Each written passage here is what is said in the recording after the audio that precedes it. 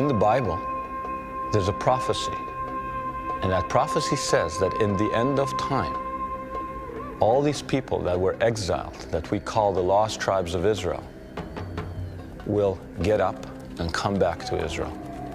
And it'll start happening all over in the four corners of the world. And they'll just get up and start moving back. And what if it was actually happening? Here you have this prophecy, and people are actually getting up. They may be in your own neighborhood, and they're packing their bags, and to you, they're just somebody else packing their bags and moving. But in actual fact, they're responding to some kind of biblical post-hypnotic suggestion. I'm not talking about 1,000 years. I'm talking about 2,700-year-old suggestion that they're responding to now. And we could actually film these people and match the prophecy with the events. And the reason it should matter is that because once they do what they have to do, they trigger the apocalypse.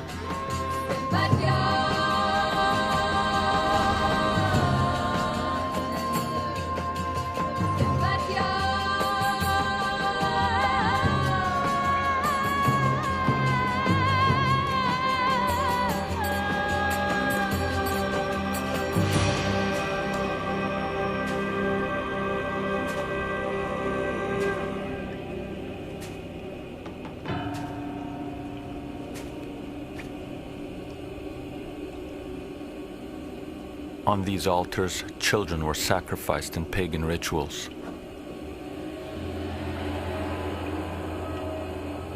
Scripture tells us that the tribes of Israel deserted the God of their forefathers and worshipped idols in places like this.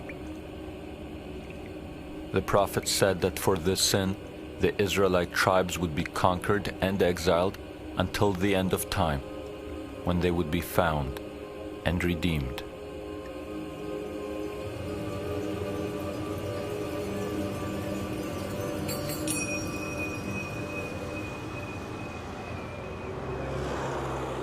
Megiddo, a fortress city in northern Israel. It is known to the world as Armageddon, a name synonymous with the apocalypse. But it won't happen before the Israelite tribes, who once lived here, return.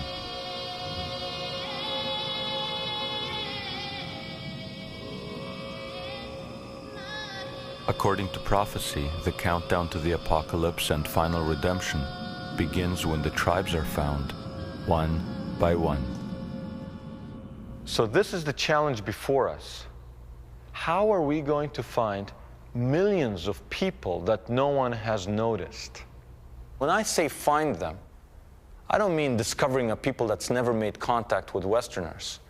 I mean taking very obscure pieces of a puzzle and going to very remote, sometimes dangerous places on the earth, and taking those pieces and putting them together and seeing, does this accord with the biblical prophecy?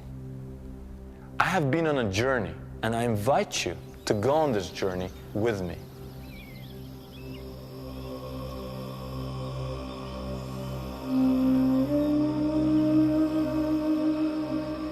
In the early 1980s, I went to Africa to document the plight of the Falashas, the black Jews of Ethiopia. These people were caught in the midst of persecutions, war, and famine. In 1991, the Falashas made international headlines when they were airlifted by the Israeli Secret Service to Jerusalem. What was little noticed is that the Israelis acted only after the chief rabbi ruled that the Falashas were descendants of the lost tribe of Dan.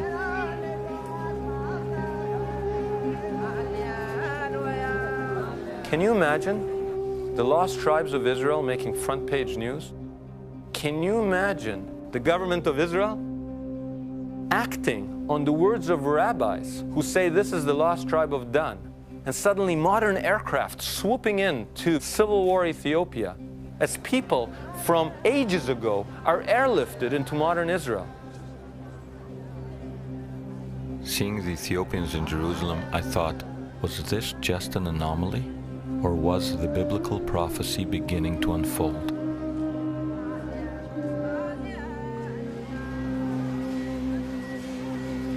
Seven years after the Falasha airlift, in a tomato packing plant near the Gaza Strip, I came across a small group that most Israelis take for Thai guest workers.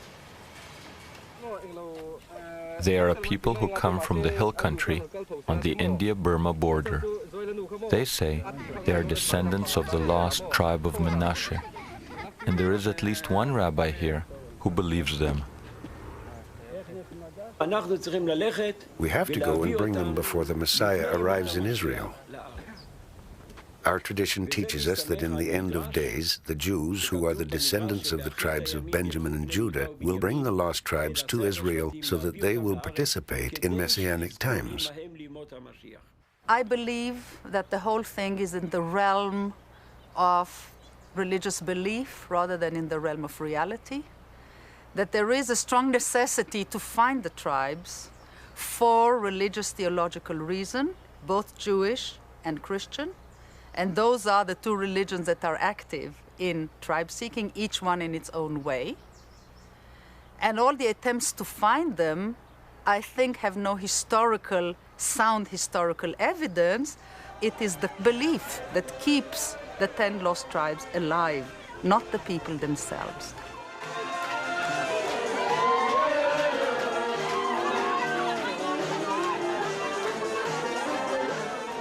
Despite the skeptics, Rabbi Avichal has assisted hundreds of these people to emigrate to Israel and has supervised their formal return to Judaism.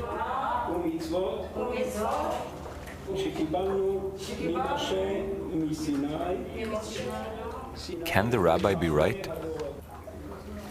Is the key to the future submerged in these people's past?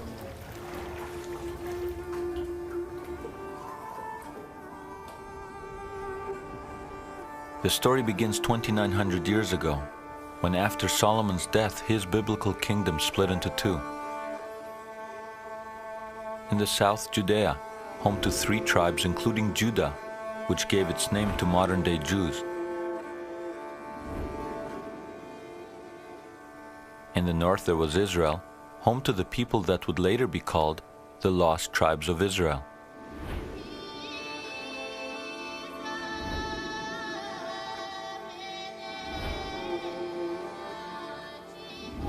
A 100 years after the prophets predicted the event, the Assyrian Empire bore down on the northern kingdom of Israel. The Assyrians, they are considered to be the real heavies. I guess you could call them the stormtroopers, the Prussians. They created what many, in fact, would tell you was probably the most potent military machine of its age.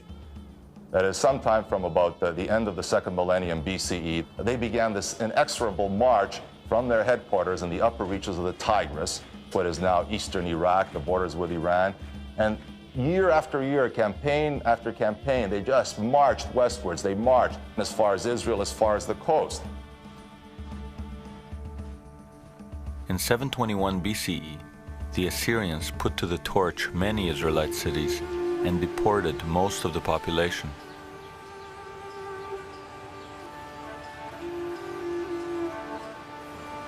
Most scholars believe that the tribes were lost because in exile they could not have held on to their identities. They must have assimilated. We are talking about 2,700 years ago. There are historical documentations, historical records, actually found in excavations from, say, the 5th century BC that record Israelite names in Assyria. So at that time, maybe they still existed there, or a trickle of them existed there. After that, there is nothing, no documentation. So if you look at it historically, all kinds of people were exiled and got lost. And I believe that the 10 tribes also got lost. But what if they are not lost and have preserved the memory of their ancient origins? What if they are waiting in their millions for their prophesied return?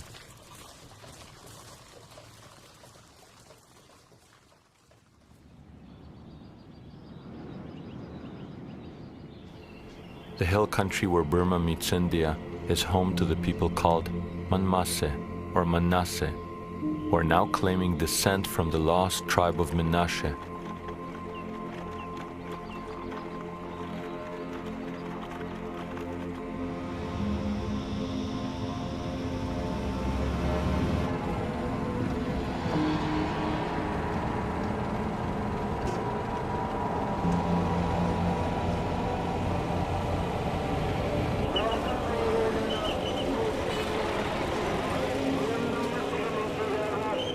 So we went there. And what we found there is a war zone. Over and over in pursuit of the tribes, we found ourselves in the middle of a war zone. And what's the war about? It's about territory and ethnicity. And these people that call themselves Manasseh are fighting a people called Naga, and the Naga are saying, their enemies are saying, you don't belong here. You know, and we know, that you're not from here. Would you ever think that on the Indian-Burmese border, there's a tribal conflict, and being an Israelite is part of the issue?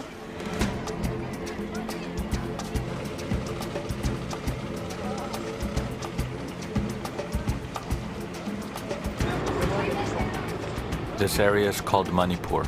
It swarms with insurrectionist groups, and the Indian government has responded by turning Manipur into a police state.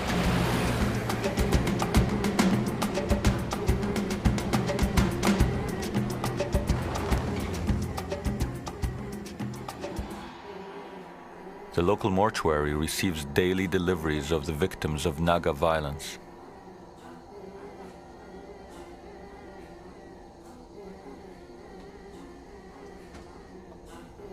In response, the Manasseh have begun to organize an underground army.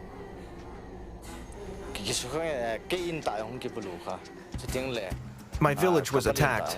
My own house was burnt and my uncle was killed. They destroyed my village. Israelites are good fighters. We are good fighters. That is why we are not afraid. We are not afraid to fight. We feel we are warriors.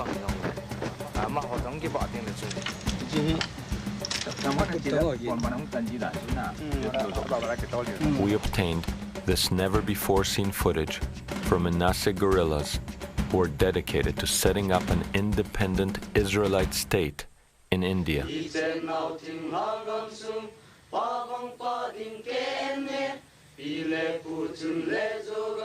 The flag of Jalangam, which is the flag for the future sovereign state, has the Star of David in the middle.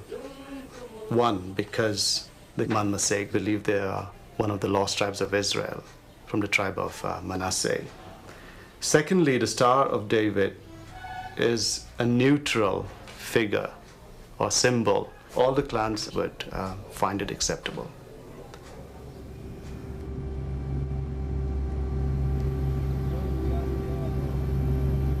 Into this cauldron comes Rabbi Avichai.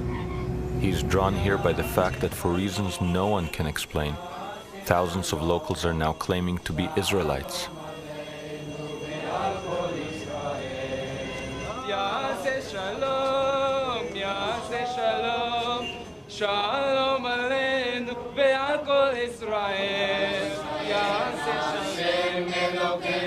The rabbi has been researching the lost tribes for more than 35 years.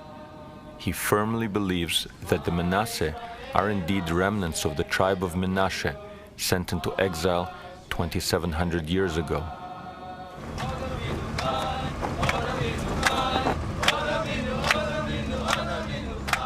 This particular tribe seems to have been a rather lowly tribe in the area, economically poor, socially on the lower scale of society. And to people like that, the idea that they may be related to some divine promise of a huge and glorious future may have a very big appeal. And when Rabbi Avichai came, he already found a tribe that has managed to convince itself that it belongs to the 10 lost tribes. We believe to be a Jew is not by body. To be a Jew is by soul. So you can be sometime in all the generation to change your body here and there, but the soul remain after all Jewish soul. And I believe in all my heart that you people have Jewish soul.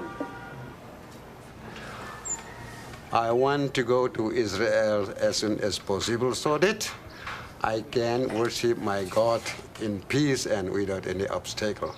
Israel today do it very, very slowly. My opinion is the main thing to bring all Menashe, the 10 tribes, will be the main goal of Messiah. Thousands of Manasseh have decided not to wait passively for the Messiah. They have applied to emigrate to Israel. Despite those who would challenge their Israelite claims, they continue to practice Judaism in virtual isolation from the rest of the Jewish world. In this small place called Manipur, which is at the corner of India, we're still alive and we are Jews and we like to go back to the place where we belong. We would appreciate it if things become better for us and we're allowed to go to that place which is our fatherland, that is Israel.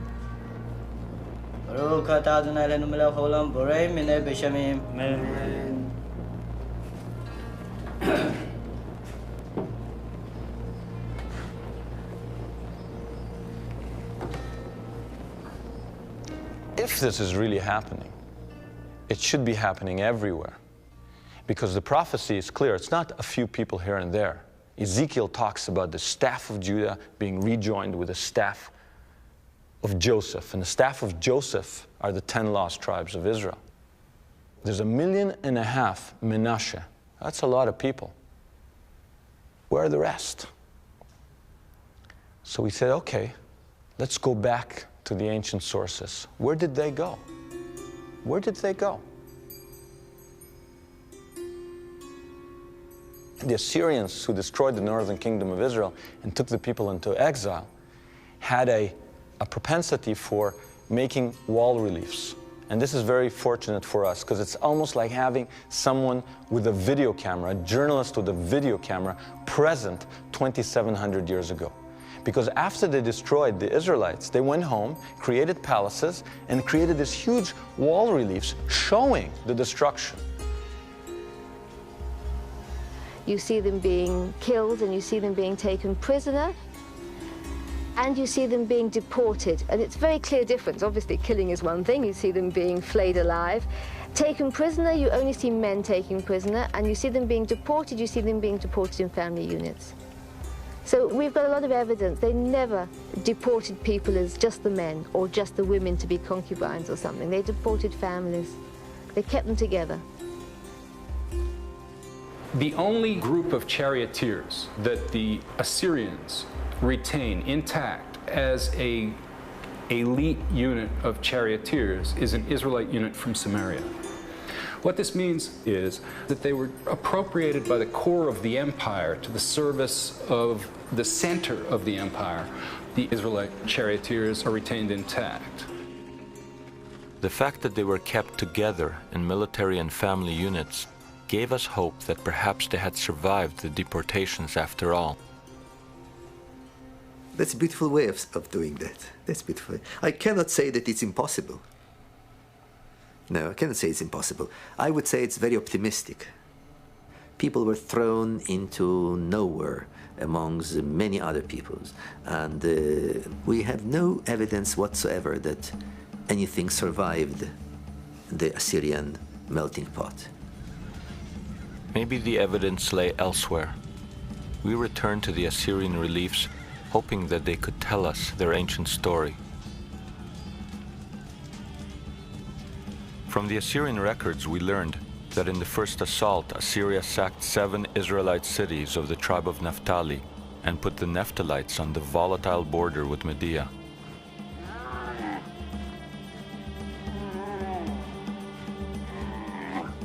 As the Assyrians lost ground to the Medes, the Israelites found themselves under Median rule in an empire that extended from modern Iran to Central Asia. Any Israelites living in Iran were later absorbed by mainstream Judaism. It was pointless to search here.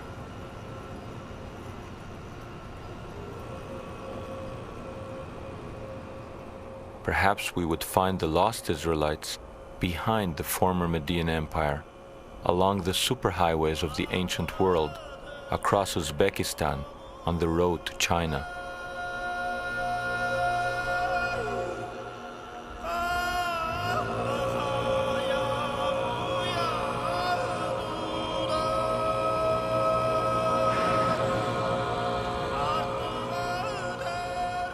We picked up the trail in Uzbekistan, home to the legendary cities of Bukhara and Samarkand. Here we found ourselves in a forgotten region that had once been the prize of Alexander the Great and the Mongol warlord Genghis Khan.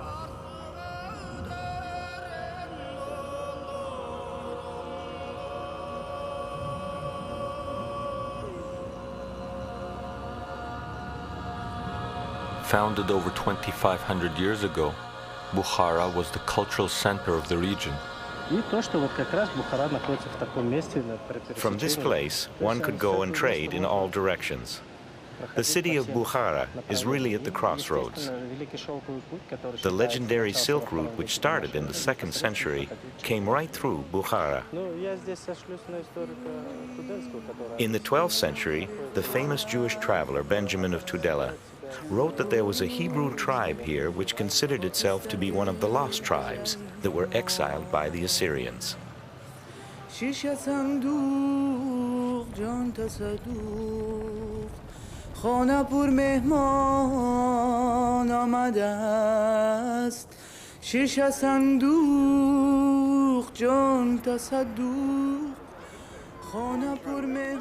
As late as the 19th century, British missionary and explorer Joseph Wolfe reported that the lost Israelites could still be found living in Bukhara. Legend has it that the most ancient tombs here date back to biblical times, but we could find no markings linking them to Israelites.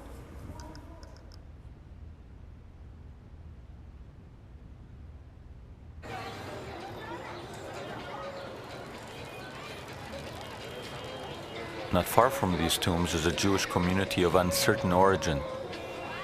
The first clue that they are related to the lost tribes is the name Issacharov, common in this area and nowhere else.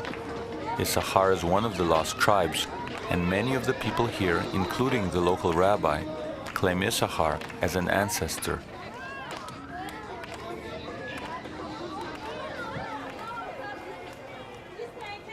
The Issachar lead did not take us any further, so we explored the Mahala, the Jewish quarter, to see if there was a connection to the tribe of Naphtali, also exiled to this area.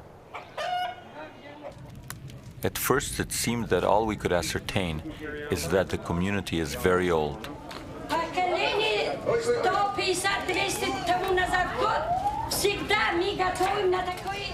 For many hundreds of years we've been preparing matzah in this oven.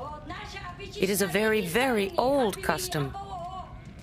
These customs are ancient, thousands of years old. When God gave us Jerusalem, we were preparing matzah by hand, just like this.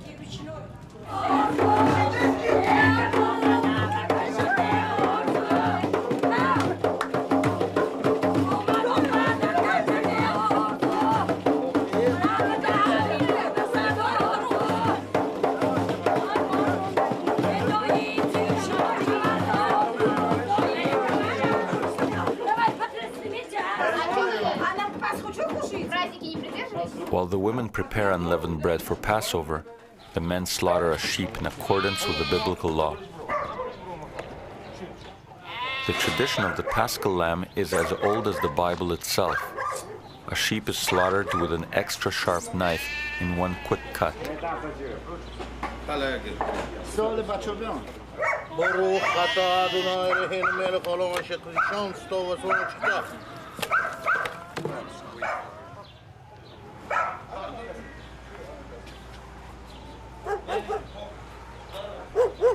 The blood is then drained and removed. At the time of the Exodus, a bush would be dipped in the blood and smeared on doorposts, identifying those homes as Israelite. I'm rendering this animal kosher, as we have always done. How are you doing that?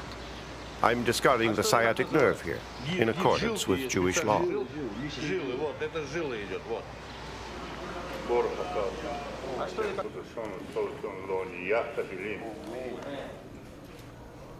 When they were first discovered, they didn't claim to be Jews, they claimed to be Israelites. It's only in the last few hundred years that they've integrated themselves into the body of the world Jewish community. And the Bukharan Jews are important because they tip you off that the history of the lost tribes is a hidden history. That there are political reasons why their history would have been hidden. So for example, in Bukhara, in Uzbekistan, this country that was part of the former Soviet Union, anything Israelite was hidden and locked up because it was not in the interests of the local authorities to say that Israelites were here before the supposedly indigenous people. And in Bukhara, we actually had a guide who ran the Bukharan Museum who was torn between pursuing the truth and looking out for himself in a political climate where it's still policy to hide anything Israelite.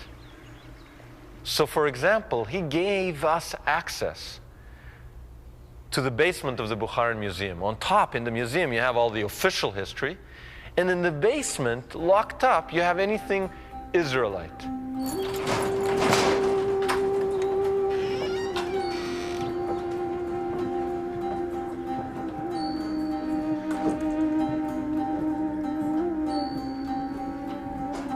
And what's in this musty, dank basement? Prayer books, silver platters with Hebrew alphabet on them, locked up. Torah scrolls, Bible scrolls are locked up as if they're some kind of state secret. Anything with a Hebrew letter, anything signifying some kind of historical Israelite presence, locked up.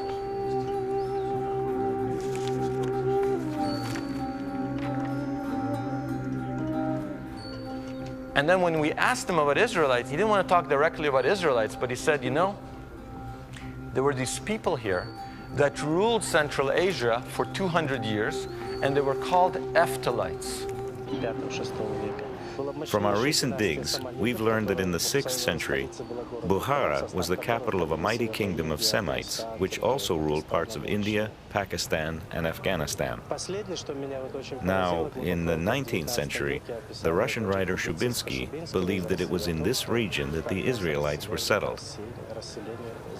But the people who ruled the area were called Heftalites. And right up to the present day, we are still debating the origins of the Heftali dynasty of Bukhara. Who are these Heftalites? Have you ever heard of Heftalites? Any Heftalites here? I don't want to offend anybody. Looking in the Britannica, and I found Heftalites. And what does the first line say? It says, this much-named and enigmatic tribe ruled Central Asia in the 5th and 6th centuries. Are we following here? Much-named, many names, and enigmatic, mysterious tribe. Now, why is a tribe that ruled Central Asia for 200 years mysterious? You'd think you'd get to know them after the first 100 years of rule. The second sentence was revelatory as well, because it says they were known to medieval writers as Eftalites and Nephtalites. It seemed to us that the Nephtalites must have been the lost tribe of Naphtali, but we wanted some hard archaeological evidence.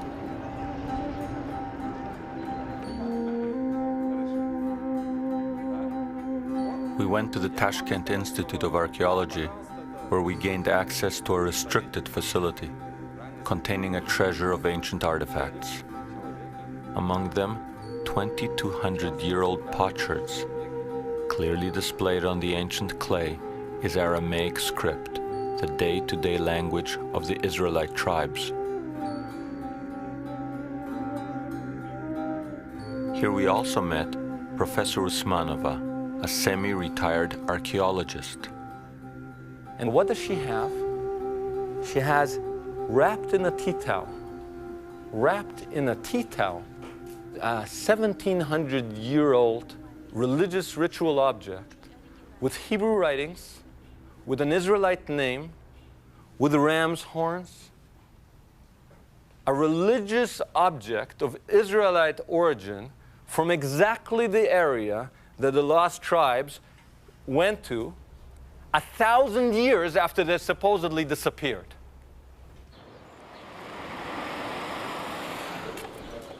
Unbeknownst to most Israelis, the majority of Bukharan Jews have now emigrated to Israel. But the chain has been broken. They do not know that they may be descendants of the Naphtalites. They say that we are descendants of the lost tribes, but we don't know which one. All we know is that we are Jewish. That's what is important. I hope that with God's help the redemption will come, and with it the ingathering of the tribes. Then we'll know which tribe we belong to. Until then, we identify with the tribe of Judah.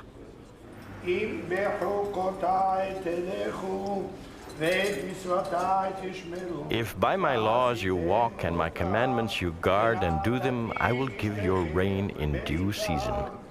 And you shall eat your bread to the full, and you will dwell in your land safely, and I will be your God, and you shall be my people.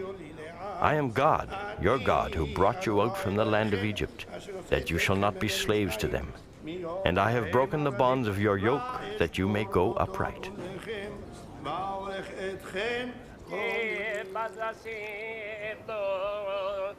Back in Bukhara, it seems that the Naphtalites, a once mighty tribe of rulers, have been reduced to a tiny community of a few thousand who did not flee after the collapse of the Soviet Union.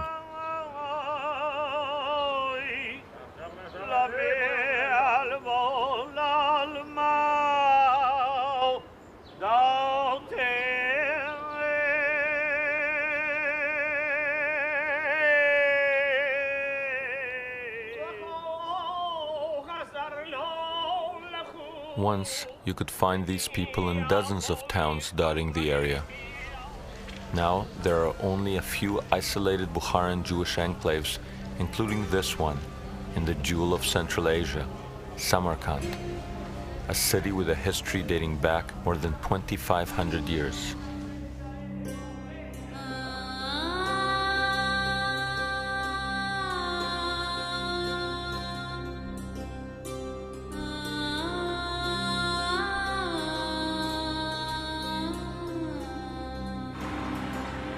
The word Kand in the local dialect means city.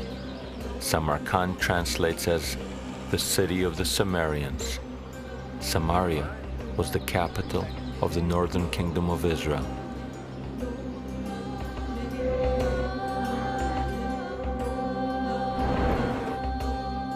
We continued along the Silk Route towards China.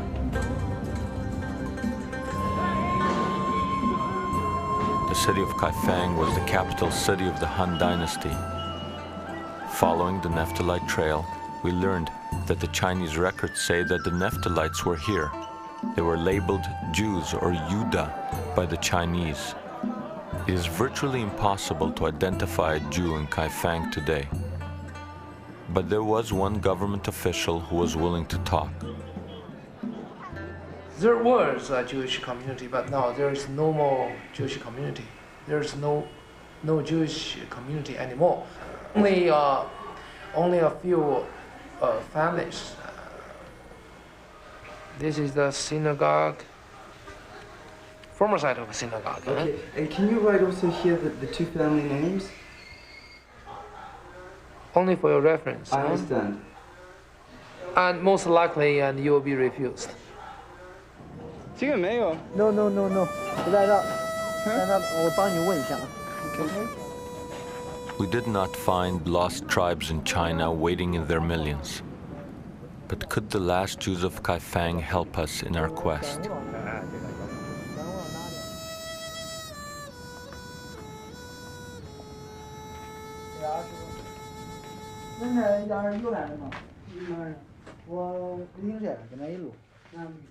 这给他一路他来。你是哪个旅行？不是，我只是他这个人。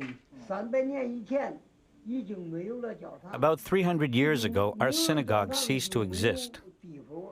Without the synagogue, there was no place for the Jews to congregate. Without a congregation, there were no more rabbis. Without the congregation, without the rabbis, without the religious rituals or readings of the scriptures, there was no more worship. Nothing was left. Nonetheless, to this day, there are Chinese people in Kaifeng whose identity papers still describe them as Jews, Yuda. Yudai, this is his name, right? Yes. Does he think he is a Jew? 他问你现在你自不自己还感觉你是好是坏是犹太人？当然是这样，是这样。Yes, 是。我在我民族意识还是有的，民族意识，民族意识。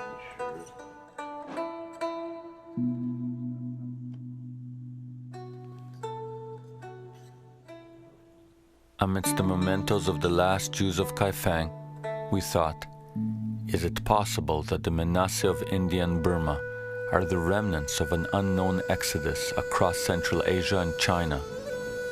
Perhaps it was time to further investigate the Manasseh claim.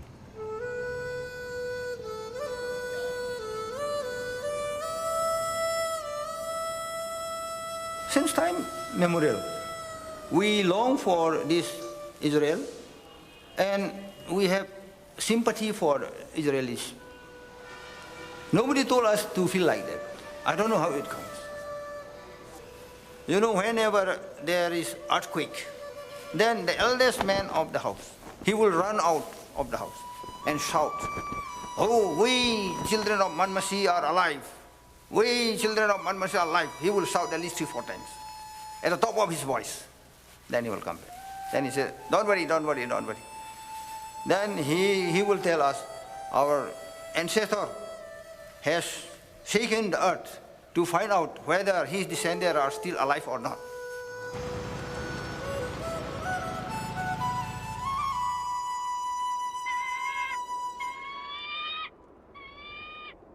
There's something very poetic about the possibility that the Manasseh of Northeast India are the descendants of an unknown, long-forgotten Israelite trek across China into Burma, finally ending up in India. And when we were with the elders of the Manasseh, they pulled out a map that illustrated exactly the journey we had suspected, showing them starting in Israel, going across Central Asia to China, down into Burma and into India. And in fact, they went further and started singing a song in an archaic form of their language. A song not of the unknown Exodus, but this time a song of the known Exodus. The Exodus with which we're all familiar. The Exodus of the Red Sea parting. The Exodus of eating quail that falls from heaven, water coming from the rock, and the enemies of the Israelites drowning in the Red Sea. The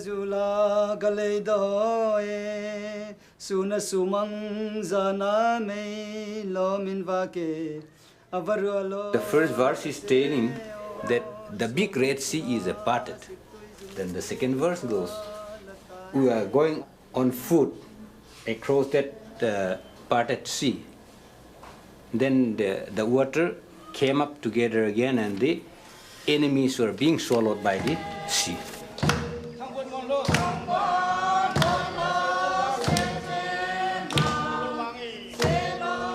They were being guided by a flame at night and a cloud during the day.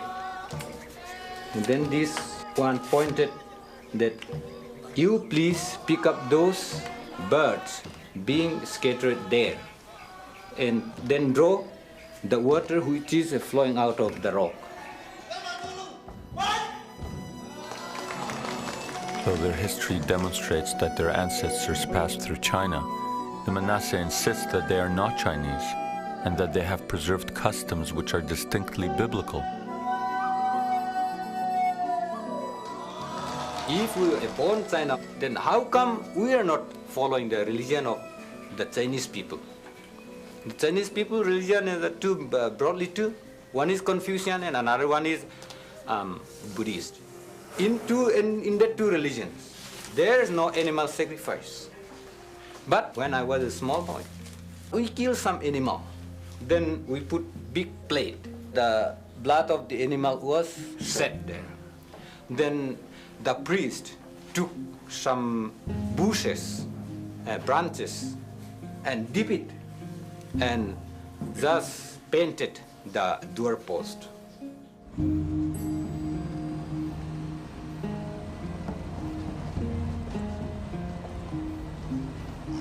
In 1894, Protestant missionaries came to these hills. Although they thought they were converting pagans, it seems that the people here were easily persuaded to embrace Christianity because they saw elements of their own history and mythology in the biblical stories told to them. The Manasseh always believed that they were from a far-off land, kept many biblical practices, and worshipped a single God.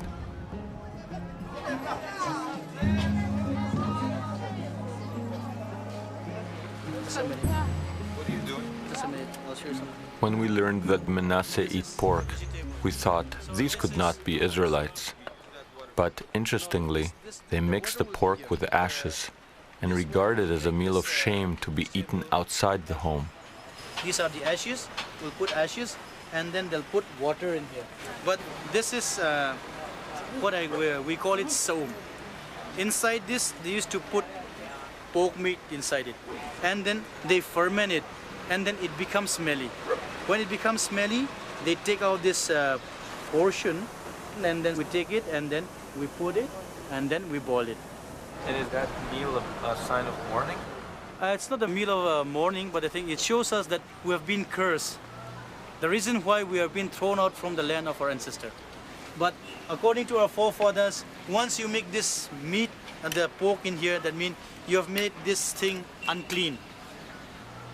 If people ask us how long you have been eating this thing, this has been a curse from generation to generation, so we are still using this. So we're waiting for Shiloh to come and deliver us from all these things. Shiloh will redeem us. Now that's a very strange construction because Jehovah is the God of Israel and Shiloh, or Shiloh in Hebrew, was the holy place for the northern tribes, for the lost tribes. And Shiloh seems to be a fusion of those two terms. Shiloh will redeem. And the same person who said that appeared to us in a talit, in a prayer shawl, which looked identical to the prayer shawls that the Jews wear all over the world. This shawl is known as tolopuan. So this tolopuan is a long traditional clothes worn by our forefathers when they make a vow. Suppose if they make a vow of killing one mithun or a tiger, without killing a tiger they will not come home once they make the vow with wearing this shawl.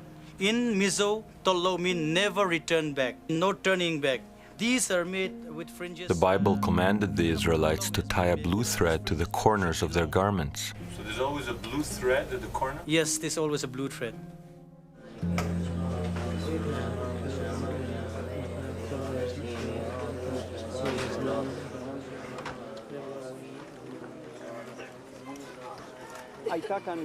These people have had a problem in that the Jewish world couldn't relate to them.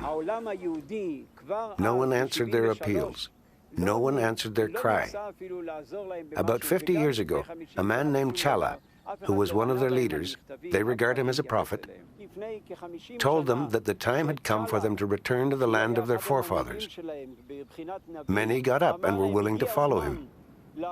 Nobody said, "What land of our forefathers are you talking about?" They all knew that the Holy Land was their ancestral home.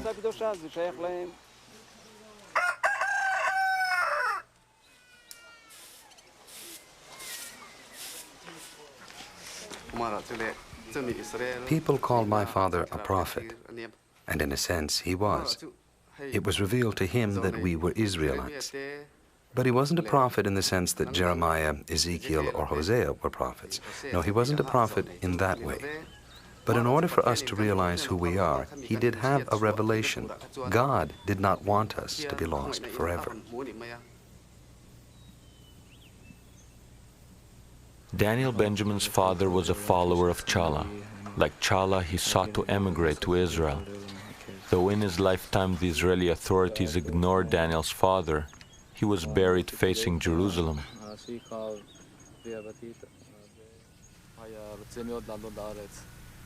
My father wanted very much to immigrate to Israel. He was, in fact, one of the first to return to Judaism, to start practicing Judaism in this part of India. He was a leader of our community. He also taught me a lot about Israel, about Zionism, and about Judaism.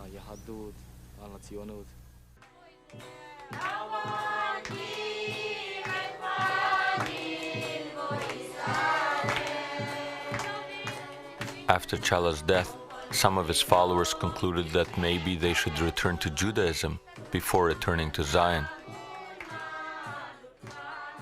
Since they were reluctant to completely abandon Christianity, they opted for a homegrown version of Messianic Judaism, a Jews for Jesus type of worship.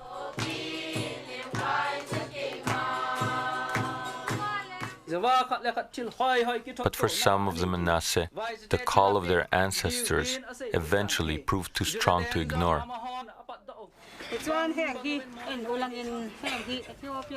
Look at this picture, a picture which shows how the Torah is being brought from Ethiopia to Israel. See how great it is? The Ethiopian Jews were like us. They had great reverence for the covenant and studied the Torah with great dedication. They loved Torah. Here they enter Jerusalem, bringing their Torah with them. With great joy, we too will soon enter Jerusalem.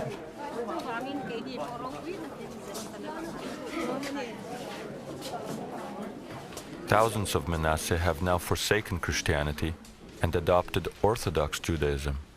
Could these people really be Menashe?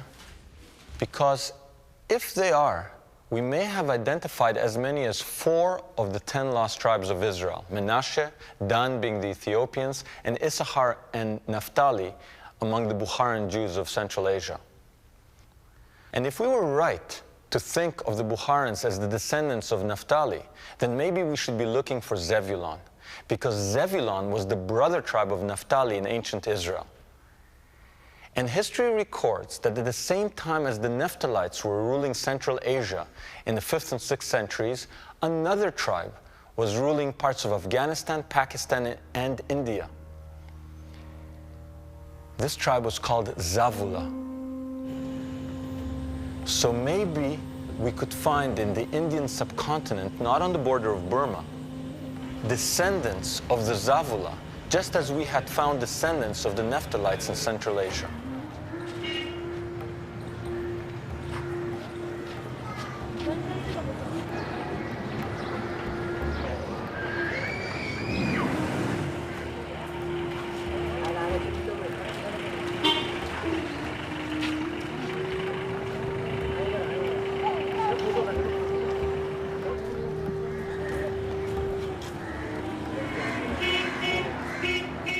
In the course of our research, we repeatedly came across a little-known group in India that could not be easily related to other Jews. So we made our way to Bombay in search of Zebulon.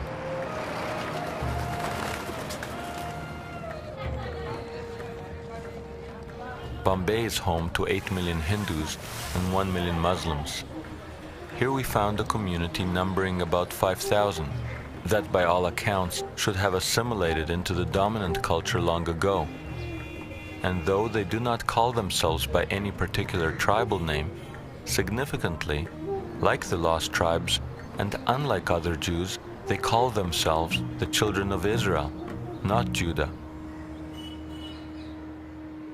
I am not Yehudi, I am Bnei Israel. Yehudis, those Jews who migrated to India from Baghdad. My family is Bnei Israel.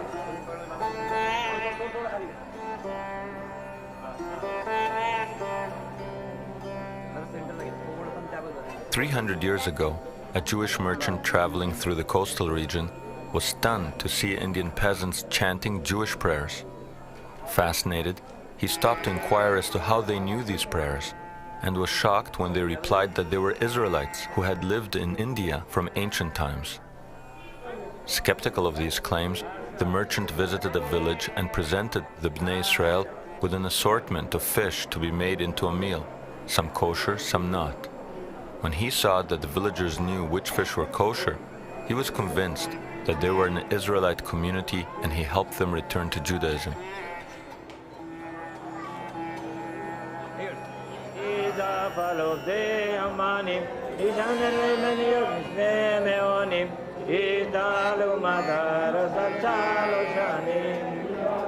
Unique to the Bnei Israel community is the Melida ceremony, which is a kind of offering of rice, scented flowers, and fruit.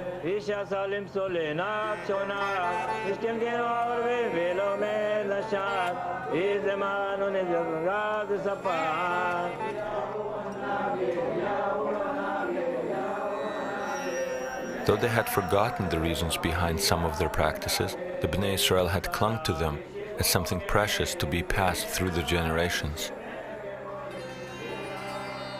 They were observing certain rules and regulations of Judaism.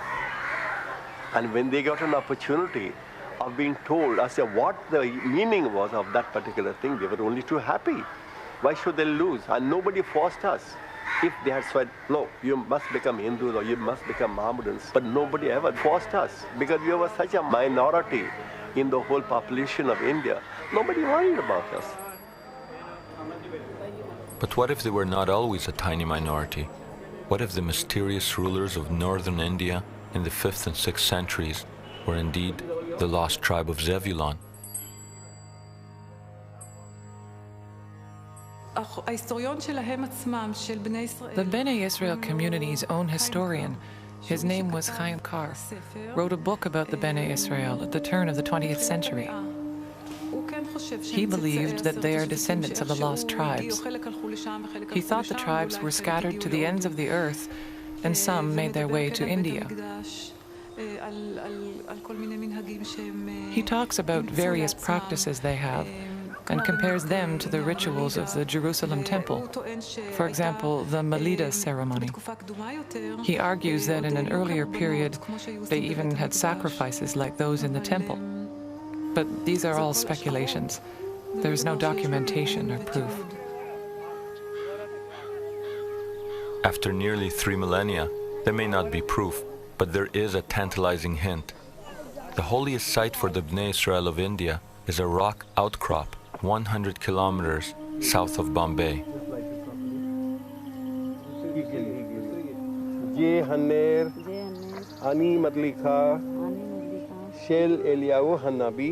Here we learned that the most revered figure for the Bnei Israel is not King David, or Abraham, or even Moses. It is the prophet Elijah. The Jews in India believe that the prophet Elijah went to heavens from this place. The mark of his chariot can be seen on the stone rock that we are standing on. The hooves can be seen laid down there, and they said that his chariot slipped here, and on the top of the mountains over there you can see another sign of the hooves of his horses.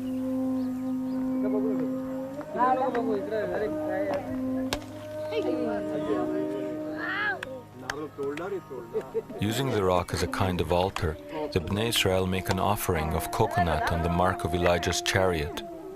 This veneration of Elijah is suggestive, since Elijah was the prophet of the Israelite tribes that came to be lost.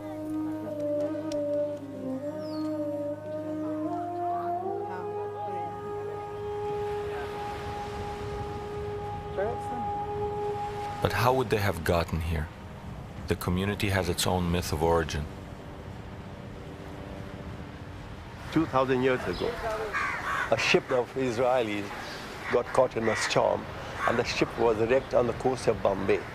And only 7 couples survived that particular shipwreck. And the 7 couples landed at a place known as Navgaon. And we are supposed to be the offshoot of those 7 couples. It makes more sense that those Israelites came not directly from Israel, but from the north. That is, the area of the Silk Route. Israelites of the tribes exiled by the Assyrians became involved in the silk trade, trading along one of the branches of the ancient route that became known as the Silk Route. I believe that these Israelites got as far as Afghanistan, Pakistan, and Kashmir. From there, they got to where the Persian Gulf meets the Indian Ocean, and then, in the course of their trade, they may have sailed along the Indian coast.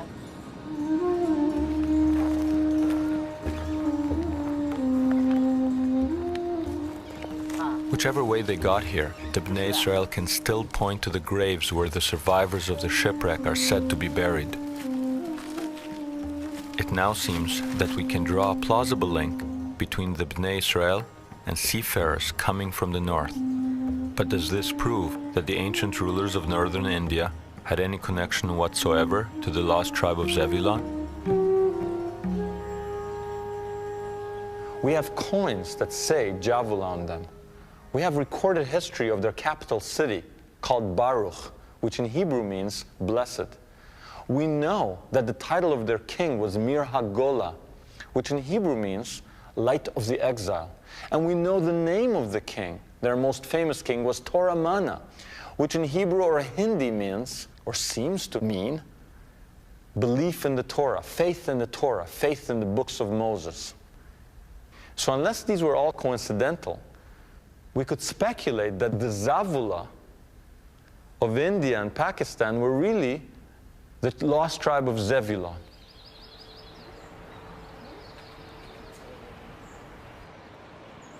As if responding to an ancient call, many of the Bnei Israel of Bombay have returned to their ancestral home in Israel.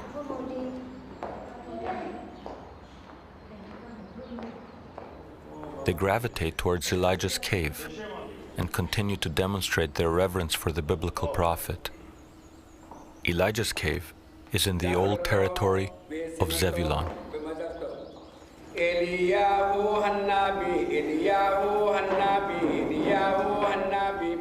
Standing in this cave, I must confess that I felt that I was in the twilight zone, because I was among people who were acting out a script that was written almost 3,000 years ago.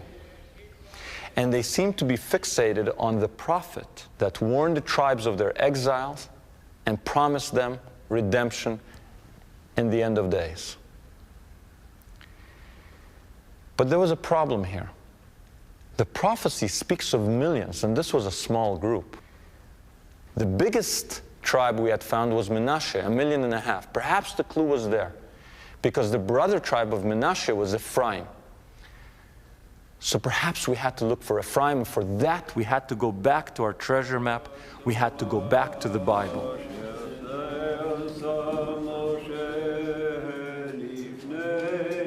In the 8th century BC, the biblical account of the facts is fully reliable about the reasoning, about the whys and hows, that is something else. But about what happened, we can fully trust the biblical account. It is fully parallel to what we found in archaeological excavations.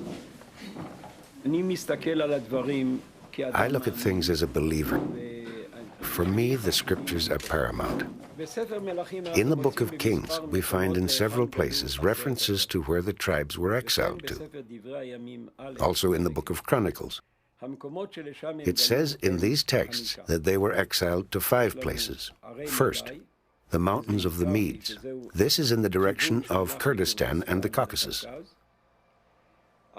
Second, the river Gozan. Third, Hala. Fourth, Hara. And last, Havor. Where are these places? In modern Syria, there are places that roughly correspond to the biblical locations. There is a river called Havor, and nearby there is a city called Gozan. It's very interesting. A few documents were found recently in a city on the river Habur. called Durkatlimu, a German excavation. And in 1993 they were published. Only 4 documents, I think, and in 1 or 2 of them there are Israelite names. One of them is Hezekiah. Now the date is the first year 2 or what, of Nebuchadnezzar. So that means they are not Judeans. They definitely are Israelites. Israelites in the area of Habur, where they should be. Today there are no Israelites waiting by the river Chavor. But what if they moved east, taking their place names with them?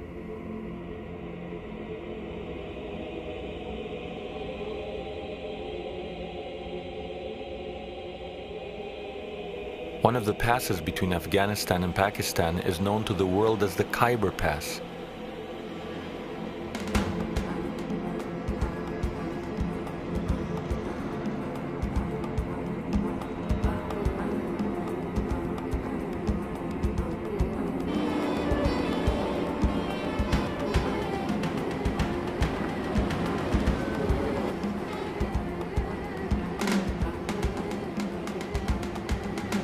The Khyber Pass is one of the most lawless and dangerous places on earth.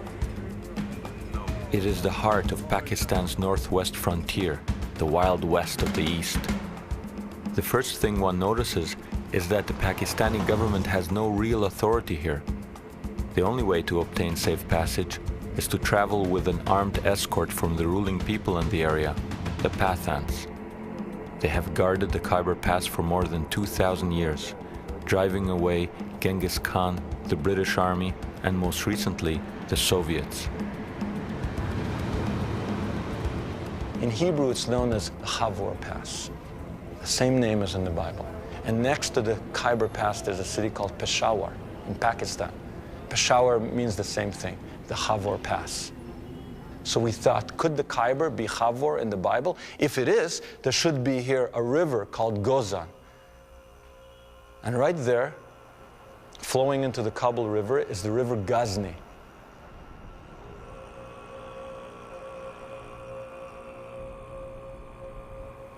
If this is Chavor, we thought, there should be somewhere around here the city Hara. And 300 kilometers away, in Afghanistan, there's a city Herat.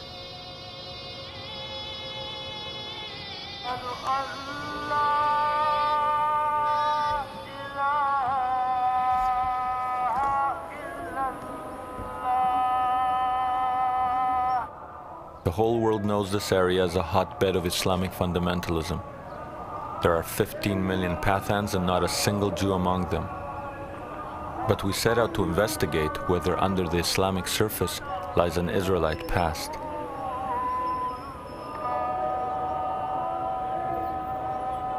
The first clue was the fact that the Pathans claimed to descend from Afghan, son of King Saul of Israel.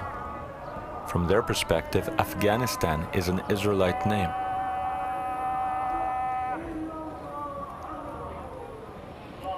At worship, they seem like any other Muslims. When studying the Quran, however, they rock their bodies in the manner of Jews.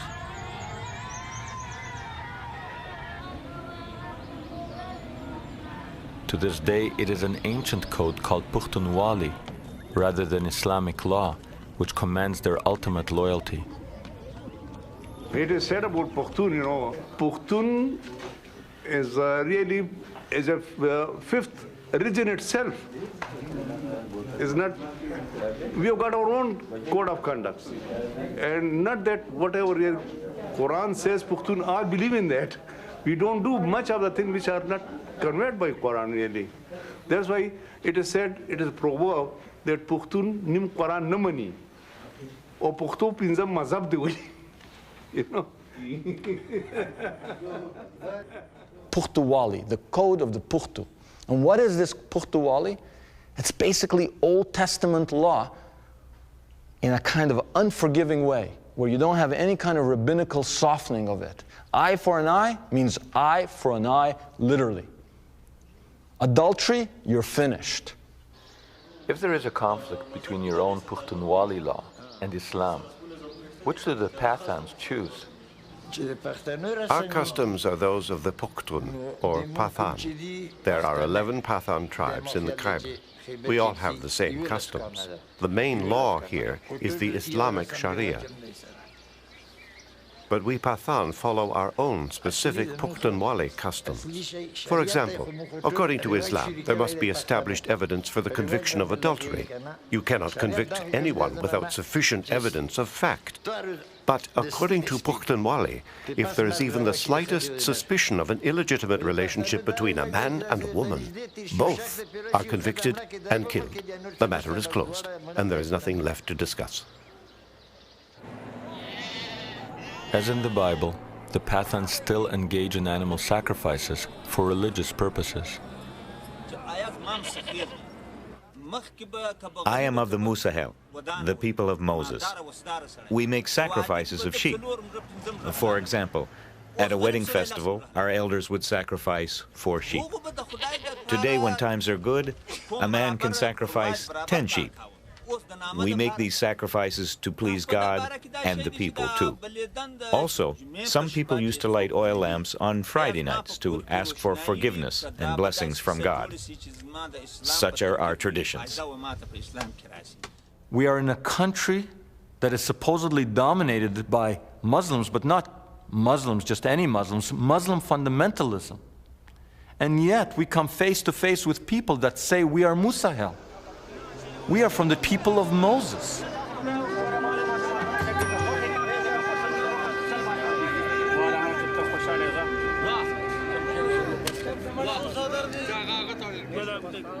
And as we travel among these people who look like they stepped off the pages of the Bible, Semitic faces, long beards, biblical garb, prayer shawls, and as the evidence mounted, we could not help but feel that maybe here among the Pathans of Afghanistan and Pakistan, we would find the answers to our quest.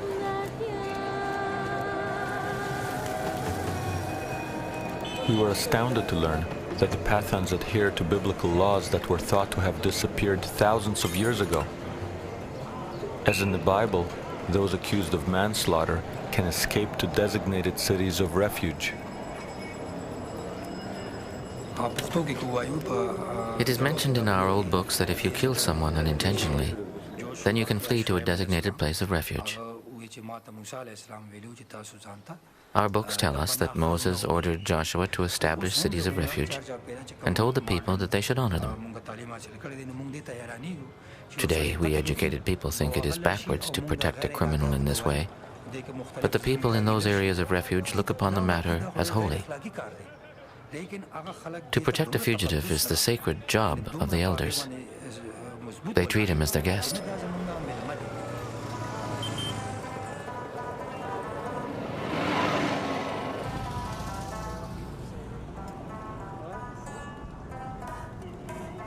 It seemed the Pathans are trapped in time, tenaciously adhering to their ancient ways.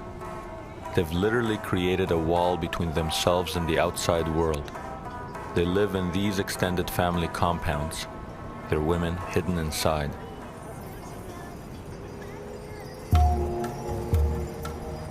As in the Bible, the Pathan women observe a code of modesty which rarely allows them to emerge.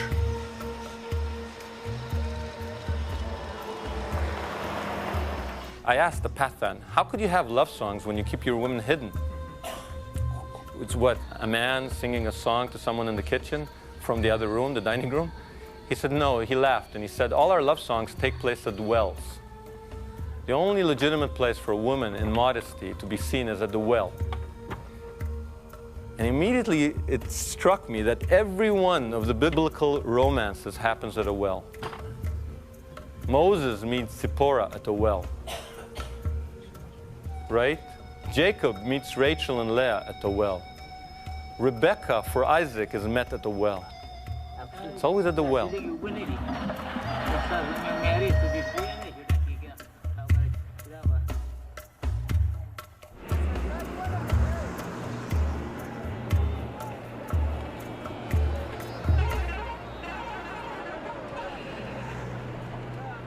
To enter the Pathan marketplaces is to step back in time. Defying all probabilities, the Pathans still live in tribal groups with Israelite names.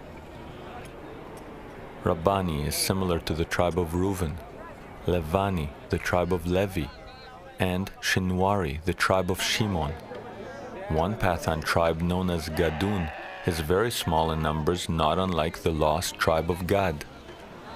Interestingly, the most numerous tribe among the Pathans is Afridi, and the most numerous tribe in ancient Israel was Ephraim.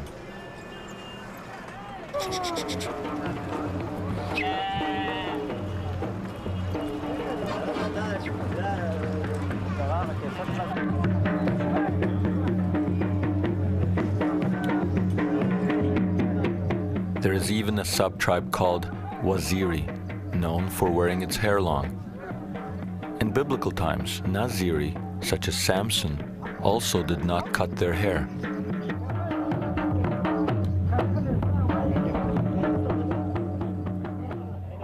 So you have Reuven, Gad,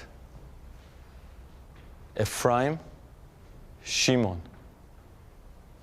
4 more tribes. So we'd actually located 9 of the tribes. Or let me put it differently. We think we located 9 of the tribes.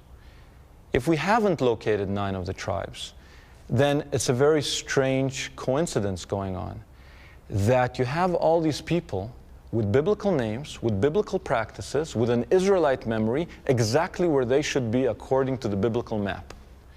If someone can come up with another explanation, I'm open to it. But I couldn't understand it. There are people living among the Pathans who claim descent from the Assyrians and still preserve an oral tradition of the conquest of Israel.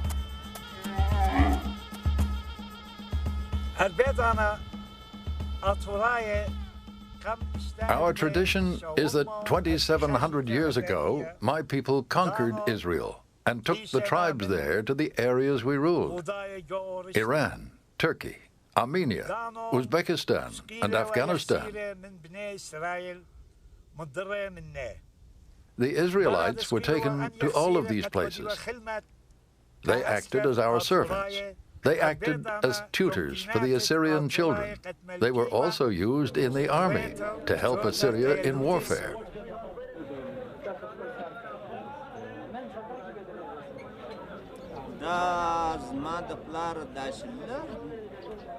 When I was young and had no beard, my grandfather's uncle died at the age of 115. We called him Baba, or grandfather. He used to say that we are the children of Israel. I was young, and at that age people forget things.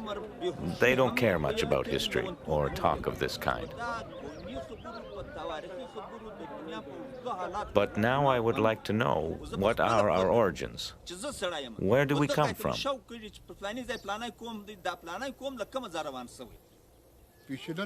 Our grandfathers always told us that we are from the Bani Israel, the children of Israel. They said the Jews are as Pathan as we are. It's clear that a Judaic memory persists, but were there ever people here who openly identified with Judaism? If you look up Harat in the Encyclopedia Judaica, for example, you'll find 1 or 2 paragraphs. If you look up a Western Jewish community, you'll find pages and pages and pages. And when you look up Harat, it says the Jewish community may have been in Harat for somewhere between 1,000 and 2,000 years. They're talking about a community that lived somewhere for at least 1,000 years, and there's a paragraph or 2 on them. What does this tell us? It tells us that they're lost to our consciousness, that they've fallen off the Western radar screen.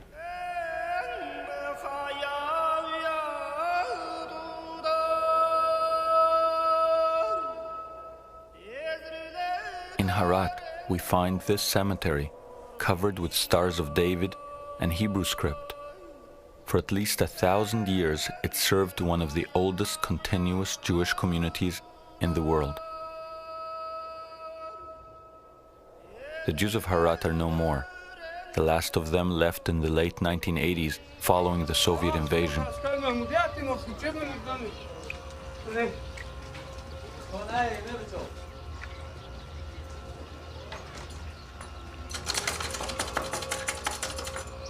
The country is now torn by civil war, and yet a Pathan tribesman agrees to take us to one of the old synagogues.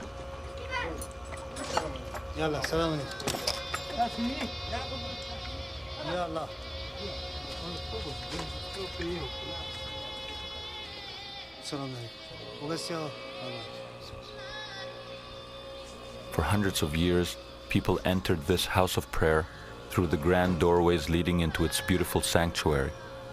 Today we enter through an artillery hole blasted by Soviet shells.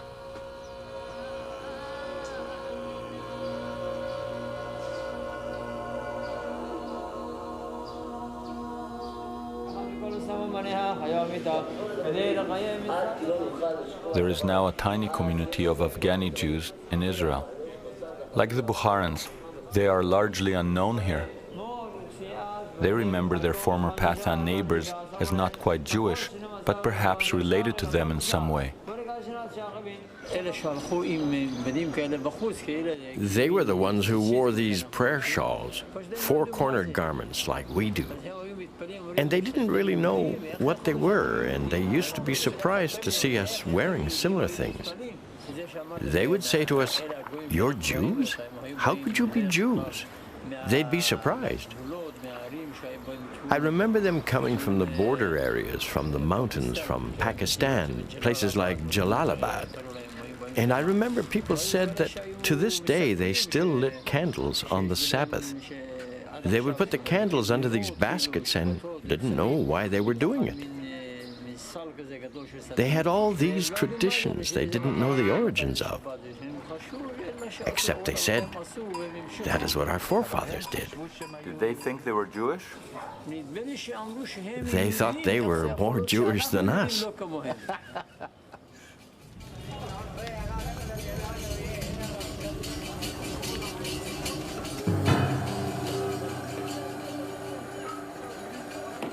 The prophets say that equal numbers of Israelites and Judeans will herald the Messiah. Interestingly, the number of Pathans and Jews in the world is virtually identical. The prophecy also foretells that it is Menashe and Ephraim that will take the lead in the return. In India, we had encountered the Menashe. If we were right, here among the Afridi, we had come face to face with Ephraim. However, before we could accept that the end of days was upon us, we needed more proof. On the road to Armageddon, it now seemed appropriate that our journey take us through a minefield.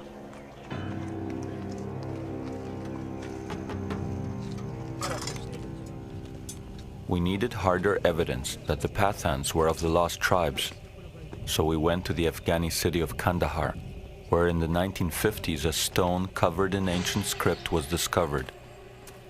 During the Soviet invasion, this stone was buried under rubble and surrounded by mines. Here, red dots mark undetonated mines, which we skirted to get to the site.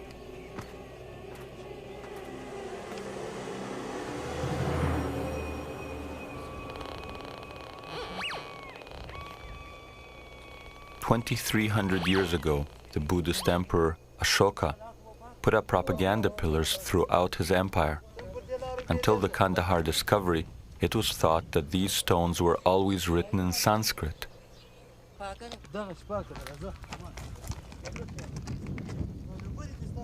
But the stone buried here is written in Aramaic. In other words, the people then living here spoke in the everyday language of the Israelite tribes.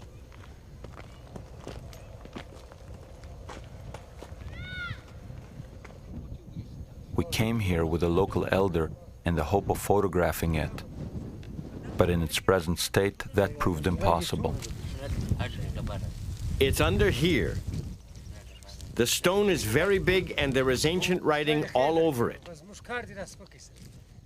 Same hard surface as this one, but no one can get to it now. This is definitely the place. There's no point in looking any further.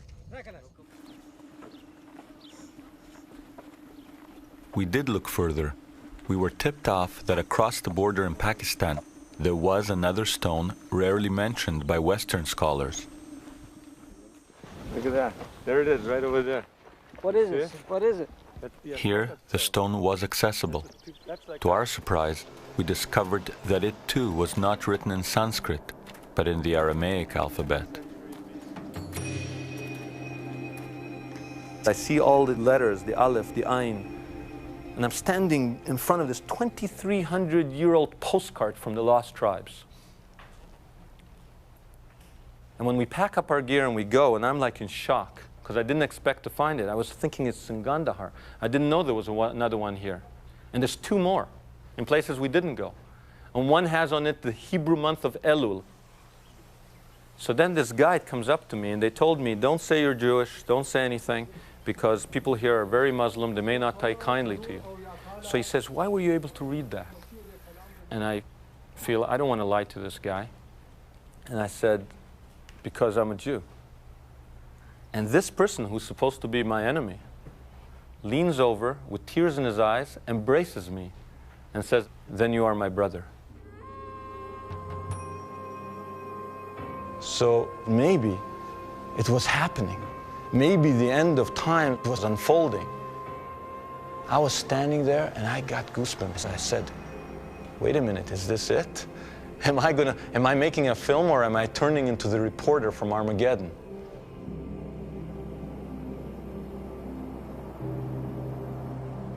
But then something struck me.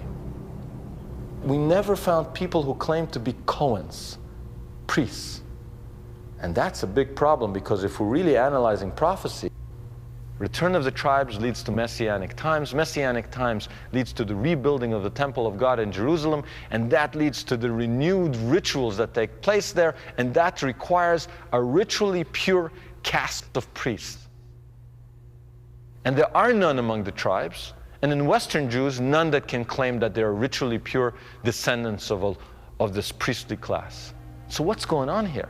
On the one hand, it seems that prophecy is unfolding, and on the other hand, key characters in the biblical drama are missing. Perhaps we had stumbled on some kind of eternal punishment. Preserved in their tribal units on the edges of deserts, the lost Israelites were waiting for a redemption that would never come. Or perhaps everything we thought we had found was a passing mirage.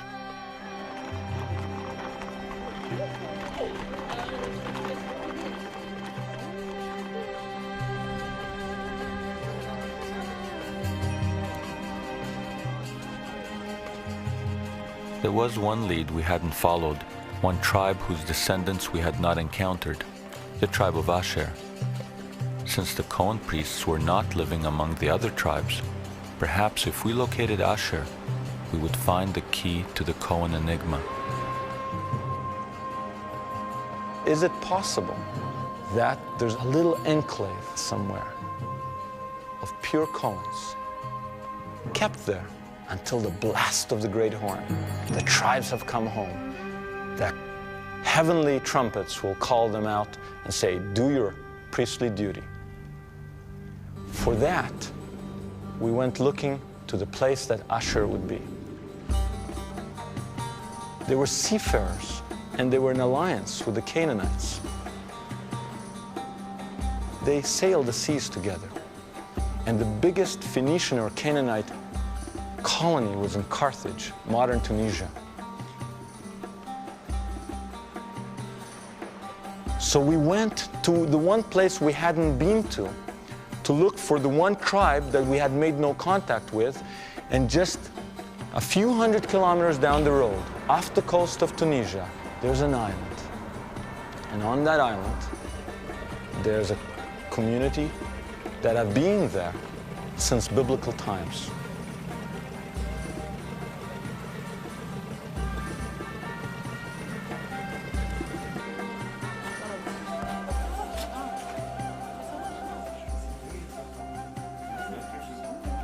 The name of the island is Jerba, It is home to a Jewish community that Tunisians value for its silversmiths.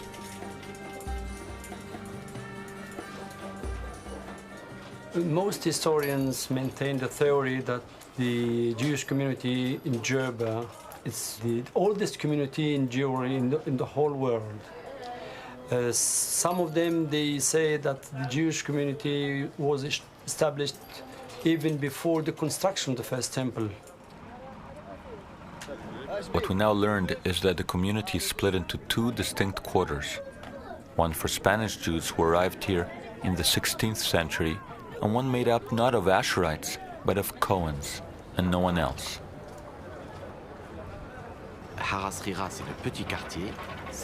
There is a small quarter on the island near the ancient synagogue. There is a bigger Jewish neighborhood called the Large Quarter. The larger quarter is mainly made up of Jews who arrived here after their expulsion from Spain. Also, other Jews of various ethnic backgrounds came to live there.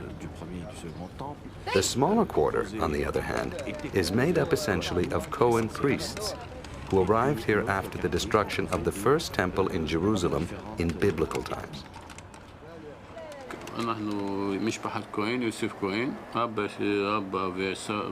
I am from the Joseph Cohen family. I have it from my father and my father's father that our tradition is that we came from the priestly neighborhood.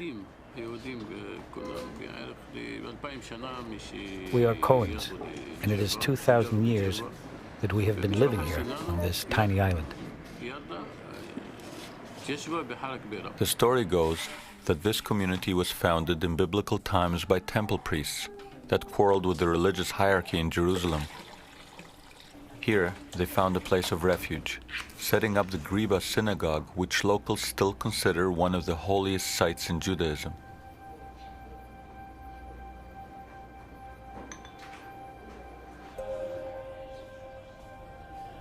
According to the Cohen's tradition, the Griba contains a treasure trove of gold and silver relics, destined for use by the Cohen priests in the future Jerusalem temple to be erected after the apocalypse. The sacred treasure is supposedly buried beneath the shrine. In a crawl space under the main sanctuary, we did not find any relics. What we did find, however, is the foundation stone whose original inscriptions, if there were any, had been covered by the black soot of countless candles. Buried treasure or not, what is clear is that the Cohens of Jerba have maintained a communal priestly tradition found nowhere else in the world.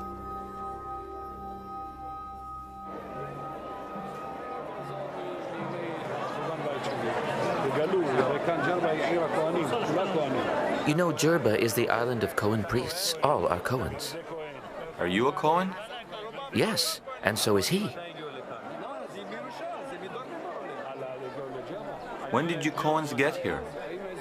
With Ezra the scribe in biblical times, it's a heritage passed on from generation to generation. We are some of the very few Kohanim who have the authentic priestly lineage from those days up to the present. The Asherites had eluded us, but they did lead us to the Cohens. It appears that if needed, temple priests are available to bring in the Messianic age, ensuring that the return of the tribes would not be in vain.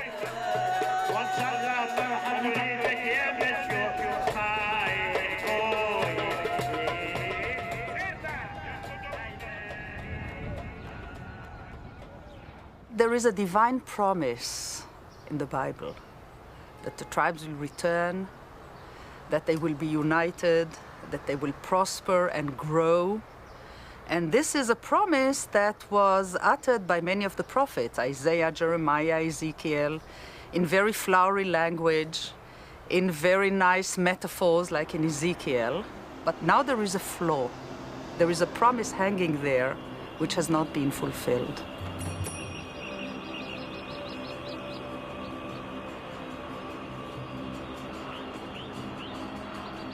If the divine promise is fulfilled, millions believe that this place, Armageddon, will be at the center of events.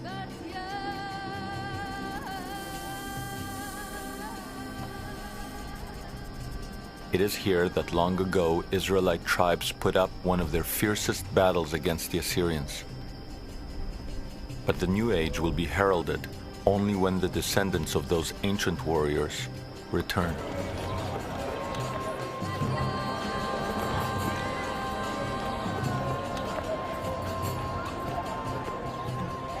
Daniel Benjamin is one of the few who have made it from the India-Burma border to Israel. If he is from the lost tribe of Menashe, he is one of the first Israelites to serve in a Jewish army in nearly 3,000 years.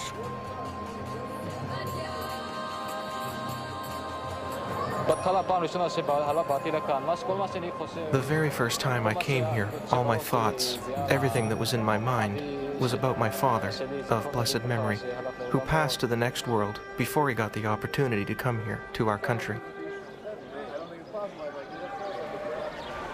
So the first time I arrived in this place, I cried in my heart. My dream is that every one of the B'nai Menashe, at least 1 million or 2, will come here with God's help. Our young people will then go into the army and will build the land of Israel, and in the end, Messiah will come and rebuild the Holy Temple. I pray for this. I pray that the ingathering takes place and that Messiah will lead it.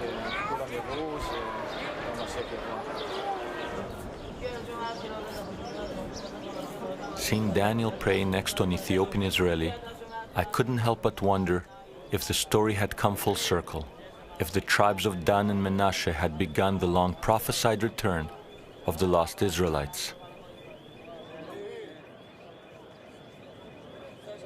The lost tribes of Israel are no longer lost. The lost tribes of Israel have never been lost. What was lost is our consciousness. What was lost is our sensitivity to parts of the world that are not Western. We were lost to them. They've never been lost to themselves.